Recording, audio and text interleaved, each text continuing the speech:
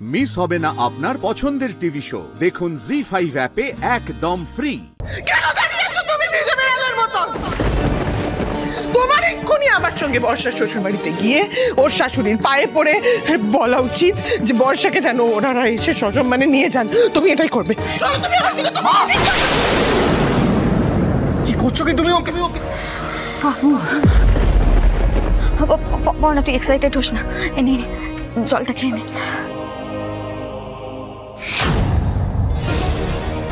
মা, এই দুদিন আগে তুমি বললে বাবুর বাবু আসছে, পর্ণাকে খুব যত্নে রাখতে হবে, এটা করতে হবে, ওটা করতে হবে, আর তুমি এখন পর্ণার উপর চোটপাট করছো। পর্ণা, জলটা খা।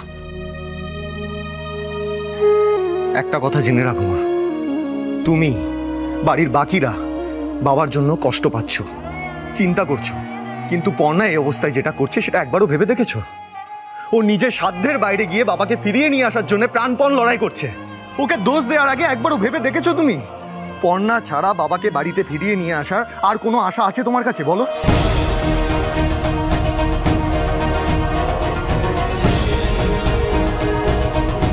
আরে ভাইপো, তোরা যেটা বলছিস যে কোনো উকিল দাঁড়াবে না, তাহলে কালকে কোর্টে কি হবে? সেটাই তো ভাবছি জেঠু। কাল তো কেসটা কোর্টে ডিরেক্টলি প্রডিউস করবে, আর সরকার যে উকিল দেবে সে বাবার হয়ে তো কোনো সওয়ালই করবে না। আর এখন আমাদের উকিলের দরকার। বাবার পক্ষে যদি আমরা কোনো উকিল না পাই তাহলে। আরে সৃজন, মেজর হয়ে যদি কোনো উকিল না দাঁড়ায় তাহলে মেজর তো গোয়ারা নাড়বে। আর কয়েক ঘন্টার মধ্যে কোর্টে কেস উঠবে। পর্ণা গেছে উকিলকে রাজি করাতে, আদৌ রাজি করাতে পারবে কিনা কে জানে। উকিল রাজি জেঠু। কোন উকিল?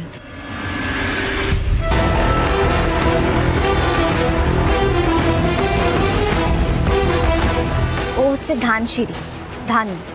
ওই পূর্ব মেদিনীপুরে আমার মাস্টার মশাই থাকেন না, পল্লব রায়চৌধুরী, ওনার ভাইয়ের মেয়ে। ওই বক্সার রোহিত আছে, ওর বোন, মানে ফুলকির ননদ। হ্যাঁ পর্ণা, আমার মনে আছে তোদের অ্যানিভার্সারিতে আমরা একসাথে কত মজা করেছি। যাক, চেনা মানুষ থেকে এবার একটু নিশ্চিন্ত লাগছে। কি রাস্তামা হচ্ছে? হ্যাঁ পর্ণা, কোথা থেকে এই পুচকে মেয়েটাকে তুমি ধরে আনলে? জেঠু, ও পুচকে হতে পারে কিন্তু সাংঘাতিক বুদ্ধি। এই তো কিছুদিন আগে রোহিত একটা বড় কেসে ফেসে গিয়েছিল, ওখান থেকে কিন্তু ওই উদ্ধার করে এনেছে রোহিতকে।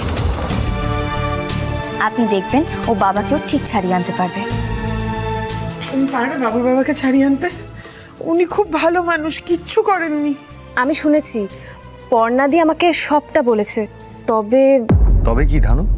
আসলে তা ভাইয়ের কেসটা আমি একা লড়িনি, ফুলকি আমার পাশে ছিল সব সময়, তাই আমি জিততে পেরেছি। ধানু, তুমি কোনো চিন্তা করো না। রোহিতের কেসে যেভাবে ফুলকি তোমার পাশে ছিল, তোমাকে অ্যাসিস্ট করেছিল, বাবার এই কেসটাতে আমি তোমার পাশে থাকবো, তোমাকে অ্যাসিস্ট করব। কিন্তু যেভাবেই হোক এই কেসটা আমাদের জিততেই হবে, যাই হয়ে যাক না কেন। বাবাকে তো আমি ছাড়িয়ে আনবই। সঙ্গে থেকে যোগ্যতা। জি5 ডাউনলোড করুন আর সব এপিসোড দেখুন একদম ফ্রি।